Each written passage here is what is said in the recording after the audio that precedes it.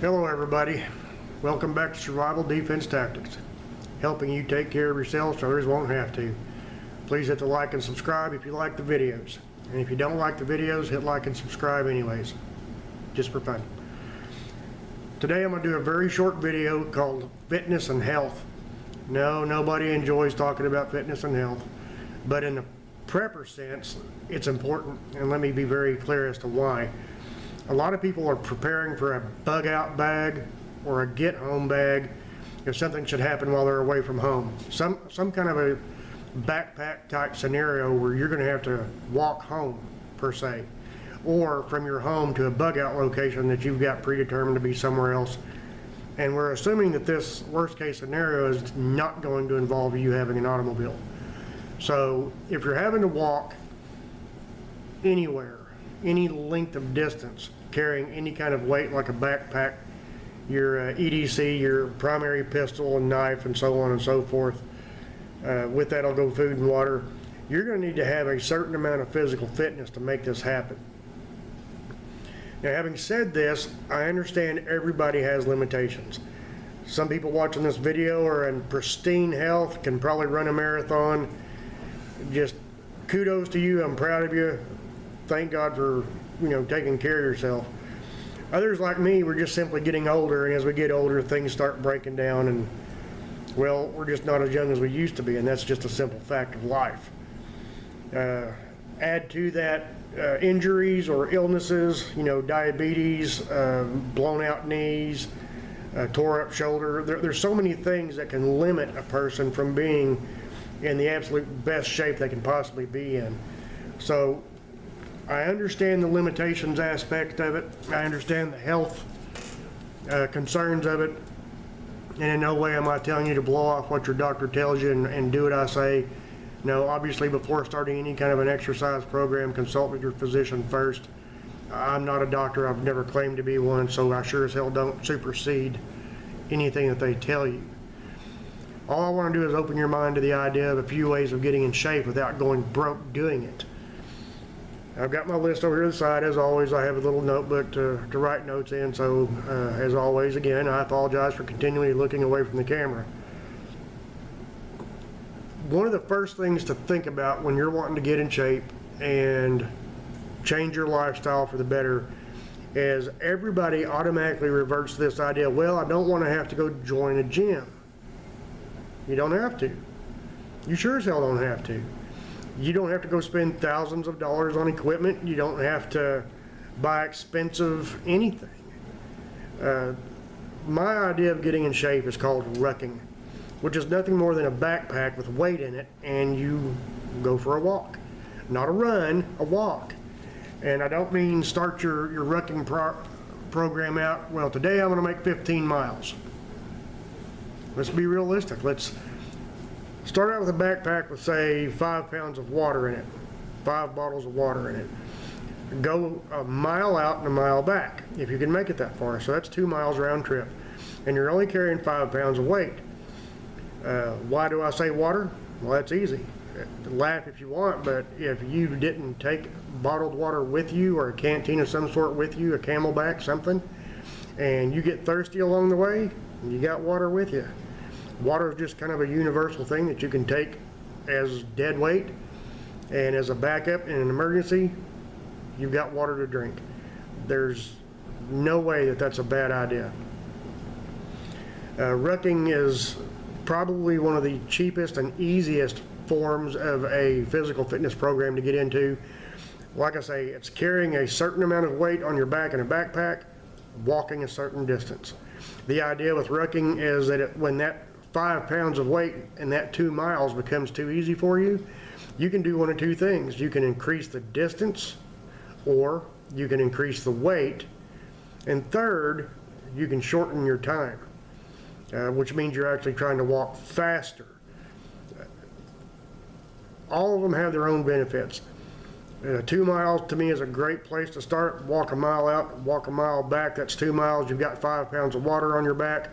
And like I say, when that gets to be too easy where you're getting faster at it and you've reached a point where you're just not going to get faster without running, then either add 5 more pounds of water to your backpack, or increase your distance. Walk a mile and a half out, mile and a half back. Now you've made 3 miles, or better yet, go 2 miles out, 2 miles back.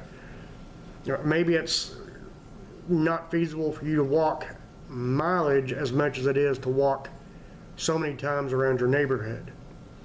If that's the way you've got to do it, then you start out with, say, 4 laps around your neighborhood. That becomes too easy. So let's make it 8 laps around the neighborhood, or add more weight. Rucking is one of the absolute easiest ways to start a physical fitness program. Builds up your heart, builds up your muscles. It does burn a ton of calories. And like I said, it's stupid cheap to get into, super cheap to get into. Backpack, bottled water. Other forms of physical fitness that are very, very good for you, simply go for a walk. Some people will walk at a snail's pace. If that's the best you can do, it's a starting point. Some people do speed walking. I'm happy for you too. If that's your form of physical fitness, you're still burning calories, you're getting in the exercise, you're building up your heart, you're doing everything that you need to be doing. I'm not saying stop speed walking and start rucking. I'm just saying that as long as you're doing something, is better than sitting on the couch and being a potato. Armchair commandos usually do not have the best physical fitness program, so you've got to get off the couch, you've got to put the effort into it. Back to what I said, I understand physical limitations. I completely get it. I have a bad knee that does not enjoy me going for walks, but it has to be done. I live on a hobby farm, so there's plenty of work to be done outside, not necessarily a walk in a distance and back, but I'm constantly moving around the farm, taking care of the animals, doing this, doing that. So that's my normal daily activity. I'm referring to me adding something to it like rucking or walking. Physical fitness is so underrated. It really, really needs to be stressed. No, I'm not saying you have to be a power lifter, bodybuilder, martial arts expert, nothing like that, a gymnastic, gymnast. You need to be doing something to get yourself in shape. One of the best things about getting in shape is changing some lifestyle habits. A good example is I smoke cigarettes. Shame on me, I'm stupid, I know it. Me quitting smoking would be one of the best things I ever did for my life. A number of years ago, I don't know, about 6 years ago, I guess, 5 or 6 years ago, I completely quit drinking. I haven't had a drop of alcohol in about 6 years. I'm very happy.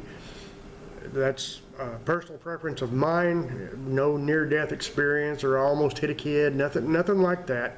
I just simply quit drinking. Now I simply need to quit smoking. If it was that simple, I would have already done it, but I'm in the process of working on it. I'm trying to quit smoking. That's going to make me healthier automatically, and not to mention all the money I'm throwing away on tobacco anyhow. Another good thing you can do to start getting in better physical shape is lay off the soft drinks. I know some of you heard me say that and probably had a very mild stroke. That's okay. But the amount of sugar that's in a soda pop is unbelievable.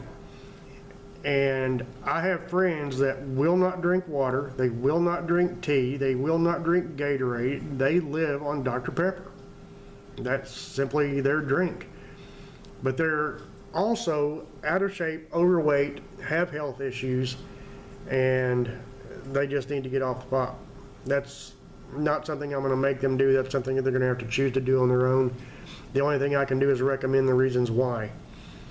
Getting off the sugary drinks, be it the Monster, Red Bull, whatever, those caffeine drinks, heart attack in a can as I call them, getting off that is going to help you greatly. Your body is supposed to have a certain amount of sugar in it, yes. Sugar is fuel for the brain, but too much sugar in the body has the opposite effect. It will make you sluggish, it will make you overweight, you can run the chance of diabetes. There's so many things that sugar will do to you adversely, as opposed to helping you, it will hurt you. Little known fact, sugar is also one of the #1 fuels for cancer cells. Learn that the hard way. If you know somebody that's been diagnosed with cancer, chances are their body has lost a taste or a craving for sugar because of how it makes them feel. And sugar is just not a good thing. Yes, we all love it, and believe it or not, statistics have proven that sugar is more addictive than crack cocaine. Your body will crave sugar. If you can lay off the soda pops and you quit today, you're watching this video and you just poured your Dr. Pepper out and you went and got a bottle of water, thank you. Be prepared for headaches. Your body is going to have withdrawals from the sugar. You're going to develop some headaches. Have some Excedrin or Tylenol, Motrin, whatever, baby aspirin to get you through it. The headaches are probably going to last 2 to 3 days, depending upon how much pop you've drank on a daily basis. Is going to depend on how long it takes to get that out of your system. When the headaches are over with, and they're not debilitating headaches, they're not going to tickle either, but generally caffeine withdrawal, sugar withdrawals cause headaches. May not cause headaches in you or everybody. It did me when I laid off the Dr. Pepper, and I was really bad. I was drinking 3 liters of pop a day. To some people, they're choking and go, oh my God, how can you drink that much? And for others, that's what they have for breakfast. So to each his own.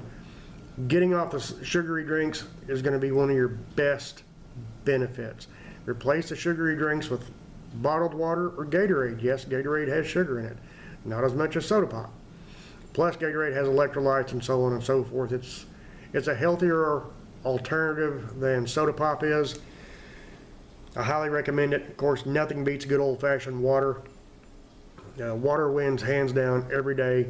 The only thing water doesn't do for you like Gatorade is water doesn't have the amount of electrolytes in it that Gatorade does. You can always split it up. Have a bottle of water, then have a bottle of Gatorade. Have a bottle of water, then another bottle of Gatorade, whatever. The point being is walk away from soda pop. I'm not saying you can never have it again. I'm just saying don't make it a daily ritual. I'm at the point now in my life where if I have a soda pop, it's once every 2 to 3 weeks, and it's a can. It's not a gallon. It's just a can, like a treat. Me and the boys go shopping, get groceries, and on the way home I might grab us all a soda pop for the ride home. Other than that, here at the house we drink tea, water, Gatorade, and of course I have my coffee in the morning. And we're not going to argue about how unhealthy coffee is. Coffee is my thing, leave it alone. If it's your thing, I'm not going to bug you. I'd rather you have coffee than Dr. Pepper or Coke or Pepsi or Mountain Dew, whatever. Getting rid of bad habits and replacing them with good habits, lifelong habits, will pay dividends down the road. For example, if I quit smoking today, all that money that I'm throwing away on those cigarettes can be used to put towards other prepping items. Backstock food, backstock ammo, backstock first aid. I could grow the chicken flock, turkey flock. I could increase the rabbits, goat production. I could do all kinds of things with that extra money. And that's the same thing with soda pop. There's a lot of money to be spent when you drink a lot of pop. And when you switch over to bottled water is a hell of a lot cheaper. Or get you a Brita water filter, whatever. Berkeley makes a hell of a nice filter. You can filter your tap water and drink it that way. I have a sister who lives way down south by the river, and she will preach the good graces of a Berkeley filter until the day she dies. I love her for it. She found the filter she likes the best, and she's going to stick with it. And I commend her. And yes, Berkeley is an amazing water filter. Brita filters, pitcher filters, faucet filters, they all will benefit you somehow, some way, especially when you compare it to sugary soft drinks. So, like I said before, and I'll keep saying it, water will win hands down every time. You can save a lot of money and stave off a lot of health issues by doing so. Your body needs the water. It doesn't need the soda pop. It doesn't need the caffeine. It does need the water. At the end of the day, you're responsible for your health and happiness. You'll have to be the one that changes your diet, breaks bad habits, and starts new ones. Basically, you will need to be your own favorite coach. Stay motivated, stay determined. You can succeed. There are success stories on Google. If you Google search how many people, life-changing differences between getting off pop, starting in water, and just simply going for a walk. A walk around the block. Then make it 2 walks around the block, 3 laps around the block, whatever it is you're doing. Yet again, like I said, I'm not saying you need to prepare to be a professional bodybuilder or a triathlon, but you can do something to help out. And walking is one of the best exercises. If you're more of a jogger or a runner, go for a run. Rucking, once again, I'll never stop preaching the benefits of rucking. If you've got a bad back, bad knees, something of that nature, and carrying extra weight on you is not feasible, rucking is not going to be for you. Grab you a bottle of water that you can carry in your hand easily, go for a walk. It really is that simple. And while I keep saying simple, simple, simple, simple, sometimes getting motivated to do it is one of the hardest things we'll ever do. Like I said, you're going to have to be your own motivator. You're going to have to be your own coach. I'm not going to stand over you and tell you to get off the couch and go for a walk. Nobody else is going to do it. You're going to have to do it for yourself. And the reward in the end is going to be that you did do it yourself. So pat yourself on the back, give yourself some credit.